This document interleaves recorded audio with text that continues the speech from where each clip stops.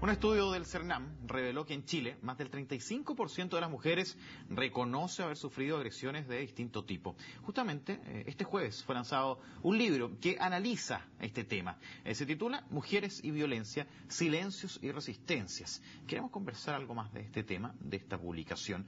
Y se encuentra con nosotros la psicóloga y coordinadora de la Red Chilena contra la Violencia hacia las Mujeres de Valparaíso, Nadia Pobletes. Nadia, ¿cómo estás? Bienvenida a CNN. Hola, Rafael. Nadia, a ver, cuéntame esta publicación. ¿Qué la motiva y qué podemos encontrar en ese libro que tienes tú, que también está en versión digital, digamos que está muy asequible, ¿no? Mira, este libro, al igual que otros que ha lanzado la Red Chilena contra la Violencia Doméstica y Sexual, refiere y hace visible los distintos tipos de violencia que sufren y que sufrimos las mujeres por el simple hecho de ser mujeres, por nuestra condición. Son distintas violencias, como te digo, que se dan en los distintos espacios también en que nosotras circulamos y que en el fondo tienen el objetivo de que también la ciudadanía, las mujeres, hombres y en general toda la población también tome conciencia de esta violencia, que se deje de naturalizar, porque mucha de la violencia que sufrimos las mujeres está cotidianamente se presenta y está muy naturalizada en los medios de comunicación y en la cotidianidad de los espacios en los cuales nosotras nos desenvolvemos. Nos parece importante, por ejemplo, también a la luz del lanzamiento de este libro, que como muy bien tú dices, se lanzó hoy y se vuelve a lanzar con fuerza el 26 de julio en distintas ciudades del país, a la luz del lanzamiento de la campaña también que nosotras hacemos todos los años, que es la campaña contra la violencia machista, contra la violencia hacia las mujeres, que decir hoy día que los femicidios en comparación con el año anterior han aumentado en un 47%. En ese sentido creemos importante, por ejemplo, decir, de acuerdo a nuestras cifras, que el femicidio no solo es aquel que se comete al interior de la relación de pareja, digamos, sino que también es aquel que comete un conocido, una persona cercana, exparejas, pololos, ¿no es cierto?, que matan a las mujeres por este odio, es un crimen de odio. El femicidio es un crimen de odio que está presente, que aumenta, como nuestras cifras lo dicen, y que además se puede prevenir. Hoy día nosotras tenemos la información, y en algunos medios de comunicación así ha aparecido, que una adolescente, que una niña, una joven, una mujer joven de 16 años, se llama Valesca Salazar. Ella sufrió una brutal golpiza a manos de los familiares de su expareja por su condición, por ser lesbiana. Ella fue agredida por Héctor Alegría y su hermano. Estos hombres hoy día están en libertad. La ley antidiscriminación que está vigente y que se dio mucho, ¿no es cierto?, revuelo a nivel nacional, al parecer en este caso no ha funcionado, y bueno, nosotras como parte de la red tenemos esa misión de justamente de velar cómo las instituciones también se silencian frente a estos actos. ¿Ha cambiado el actuar de las instituciones? Mira, yo diría que no, porque incluso siguen habiendo personeros públicos, personas que tienen poder, que tienen denuncias por agresiones hacia sus parejas, hacia mujeres, y que siguen ocupando cargos públicos. ¿Cómo quién? Por ejemplo, te voy a nombrar el ex fiscal Peña, actual funcionario público. Él está acusado, denunciado por agresiones a su esposa. Así también el senador de la región de Aysén, militante de Renovación Nacional, Antonio Horvat, agredió brutalmente a su expareja, y el administrador municipal de Cerro Navia, concejal y candidato actual alcalde por la comuna de Maipú, Marcelo Torres, está formalizado por denuncias reiteradas de agresión a su esposa. ¿Ustedes han hecho esas denuncias? ¿Ustedes han Bueno, participado? esto está en nuestra declaración pública, así que nosotros lo hemos hecho público. Efectivamente, cuando tú ves que existen personeros, ¿no es cierto?, que tienen altos cargos de poder, que siguen ejerciendo esos cargos y que tienen estas denuncias, tú ves que las instituciones no están funcionando, ¿no es cierto?, que hay una contradicción. Vuelvo al caso de Valesca. Este es un caso gravísimo. Ella fue agredida en su cabeza, digamos, está en el hospital. Es una brutal golpiza. Es un caso parecido al de Daniel Zamudio, ¿no? Sin embargo, gracias, digamos, a la suerte en gran medida, ella hoy día sigue con vida. No tenemos que esperar que sigan muriendo, ¿no es cierto?, asesinadas mujeres simplemente por, en este caso, ¿no es cierto?, su orientación o su preferencia sexual, ¿no? Ahí, digamos, tú estás haciendo denuncia, no estás planteando lo tradicional, lo que lamentablemente se conoce en la sociedad, el femicidio directamente, pero según la publicación hay otro tipo de violencia o el no poder manifestarse como tal. Hay mujeres, por ejemplo, y yéndonos a la época de la dictadura en nuestro país, que tienen dos escenarios. Uno, el querer manifestar lo que no pudieron hacer en su momento, versus el no sentirse escuchada. Sí. ¿Cómo se canaliza? ¿Cómo está esa mujer que sufrió los vejámenes de ese periodo y que hoy necesita reinsertarse?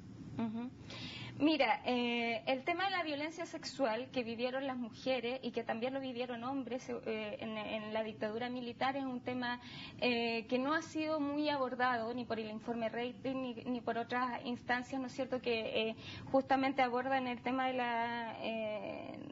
la violación a los derechos humanos.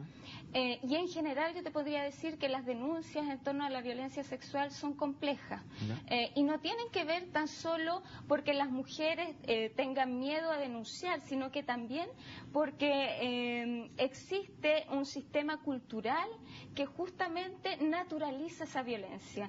En el caso particular, ¿no es cierto?, de las mujeres que fueron violentadas sexualmente en el caso de la dictadura militar, también pasa eso. O sea, hay una dificultad, ¿no es cierto?, de hablar, de denunciar, pero además hay instituciones que también no indagan en eso, que se quedan calladas. O sea, no podemos pensar que una dictadura efectivamente no comete este tipo de delitos, digamos, ¿no? En los crímenes de guerra generalmente lo que pasa es que las mujeres sufren este tipo de agresiones. ¿Y cómo hoy están tratando de contarlo, de desahogarse? Más allá de la justicia, que muchas veces, me imagino, en muchos casos, y así también lo pude leer en la publicación, no hay una confianza tal de que la justicia haga justicia, pero sí ellos están, digamos, viviendo el día a día. ¿Cómo se les puede plantear este nuevo escenario a esas Mira, personas en general aquí se trata también de psicologizar muchas veces los temas de agresión y violencia sexual y la violencia en general. Nosotras creemos que es importante en estos casos la organización, estar con otras mujeres, justamente porque esta es una experiencia común. La violencia hacia las mujeres, la violencia sexual, no es una experiencia escasa, exacto, ¿no es cierto?, sino que es bastante común. Uno puede encontrar en las historias, en las biografías de mujeres, este tipo de casos. Lo más importante es contar con redes. Por eso las organizaciones sociales, las organizaciones comunitarias, la existencia de organizaciones de mujeres es importante, las organizaciones feministas también son importantes, porque son espacios justamente nosotros hablamos de sororidad, es decir, de hermandad entre mujeres. Y esos espacios nos parecen políticas, socialmente relevantes, justamente para ir enfrentando esta violencia que es cotidiana, que es frecuente, que es violencia sexual, pero que también es violencia obstétrica. ¿La mujer hoy día denuncia más o no? Hay más denuncia y en eso creemos que la campaña también que nosotros realizamos todos los años cumple una función importante porque justamente ataca lo que no atacan las instituciones, que es el tema cultural y la construcción simbólica que hay en torno a esta mujer que es objeto, ¿no es cierto?, que es un objeto sexual, que es una mujer que también está en una condición de opresión. El Servicio Nacional de la Mujer ha puesto mucho énfasis en la lactancia, en los 6 meses para poder tener pre y postnatal, el periodo completo, digamos. ¿Cómo lo ven ustedes? Mira, nosotros creemos que la ley de postnatal es insuficiente en la medida en que no haga responsable o no haga participativo al hombre también en las labores de crianza. Creemos que la corresponsabilidad en esto es clave y eso es lo que pasa también en otros países europeos, ¿no es cierto?, en que el postnatal también es un acceso que tienen los hombres. En la medida que la crianza y las labores domésticas sigan siendo una labor solo de la mujer, hoy día tenemos mujeres con altos niveles de depresión, de estrés, ¿no es cierto?, porque cumplen dobles jornadas laborales, porque están las labores domésticas, ¿no es cierto?, y está la labor que desempeñan en el espacio público. Y el capítulo 2 del libro, de hecho, dice la ideología de la belleza femenina. otra forma de violencia contra las mujeres. De esta belleza femenina de la mujer que va al gimnasio, que atiende a sus hijos, que además es exitosa profesionalmente, ¿es también una forma de violencia? ¿Lo ven también así? Totalmente.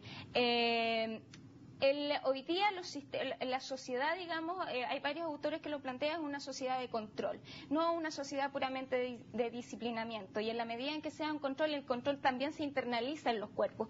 Las feministas y las mujeres, las organizaciones de mujeres, hemos denunciado que los cuerpos son objeto de opresión. La violencia es un caso, pero también existen estas imágenes o esta idealización de un cuerpo perfecto, ¿no es cierto?, que hace, por ejemplo, que las tasas de trastorno alimenticio hoy día estén altas. No es solo un problema, como te decía antes, como también se trata de abordar el tema de violencia psicologizante, digamos, no se puede psicologizar. También hay un contexto cultural, social, patriarcal, ¿no es cierto?, que le impone cierto patrón, en este caso de belleza, a la mujer, ¿no es cierto? Y eso afecta a niñas, adolescentes, jóvenes, y mujeres adultas, digamos. ¿Está en el libro? Vamos a mostrarlo. Mientras te quiero preguntar, a propósito de declaraciones dadas a conocer hoy, a propósito de el alcalde de Providencia, Cristian Laveo, hoy día dice, ustedes prefieren, a propósito de Josefa Errázuriz, sí, a una dueña de casa, a un gerente, una persona, un ejecutivo en definitiva. ¿Cómo reciben esas palabras? Mira, es un ejemplo más de que la institucionalidad ampara la violencia hacia nosotras, hacia las mujeres. O sea, esa frase del alcalde Laveo es una frase que denigra a una gran cantidad de mujeres que hoy día desempeñan sus labores como dueña de casa. Él está tratando de insultar, ¿no es cierto?, a Josefa Errázuriz a través de esa imagen, y es lo que hace la sociedad en general, esta sociedad que tiene valores patriarcales muy instalados. Generalmente la labor doméstica no es valorada, ¿no es cierto?, no es una labor productiva como la que podemos hacer en espacios laborales. Sin embargo, si uno pudiera analizar el valor real, concreto que tiene ese trabajo, es elevadísimo, ¿no es cierto?, porque mantiene en gran medida también los patrones de acumulación del sistema actual. ¿Es molesta? ¿Te gustaría contestarle, por ejemplo, al alcalde? Bueno, yo creo que no es necesario contestarle, sino que decir que él sigue siendo una lastra de la dictadura militar, que lamentablemente se ampara justamente en elecciones, que todos sabemos que la representatividad hoy día está en crisis y que ese lugar de poder a él le da ciertos privilegios, de decir, ¿no es cierto?, estas brutalidades y otras, de cometer, por ejemplo, injusticias contra las estudiantes que estuvieron movilizadas durante el año pasado en los liceos que pertenecían a su comuna, y me parece, ¿no es cierto?, que es evidente a la opinión pública que él conjuga muy bien dos cosas, porque no tan solo dijo o trató de ofender a Josefa Errázuriz con el tema señalando que era solo una dueña de casa, sino que también él dijo que era un gerente y que por lo tanto era mejor, superior para administrar, ¿no es cierto?, una comuna. Entonces él está confundiendo claramente la labor de servicio público. Él está diciendo, ¿no es cierto?, que una comuna se maneja igual que una empresa, y nosotras sabemos, ¿no es cierto?, y tenemos claro que los principios, los valores que rigen a una empresa, si es que los hay, son en el fondo, ¿no es cierto?, la explotación y una increíble injusticia, digamos, dentro del sistema actual. Nadia Poblete, te quiero agradecer. ¿Dónde y desde cuándo está disponible este libro? Sabemos que digitalmente yo puedo leerlo, por ejemplo, en este aparato electrónico, está en PDF. ¿Dónde lo podemos conseguir? Mira, el libro ustedes pueden acceder a través de la página web de la red chilena, que es www.nomasviolencia.cl, y también pueden acceder a ella. nomasviolenciacontralasmujeres.cl. Sí, y también pueden acceder a ella en estos puntos de encuentro que nosotras vamos a tener en el lanzamiento de la campaña. Deja leerlo. Santiago, el 26 de julio, Santiago a las 3 en el Paseo Ahumada. En Valparaíso vamos a estar ese mismo 26 de julio a las 12 horas en la Plaza Cívica. En Talca a las 13 horas en la Plaza La Loba. En Concepción a las 12 horas en Barros Arana, Aníbal Pinto. Ahí vamos a estar denunciando estos tipos de violencia, el aumento que ha habido en los femicidios, ¿no es cierto? Y vamos a estar diciendo que el abuso de niños y niñas también está presente, y que el 81% de casos de abuso infantil son hacia niñas. Eso se invisibiliza siempre.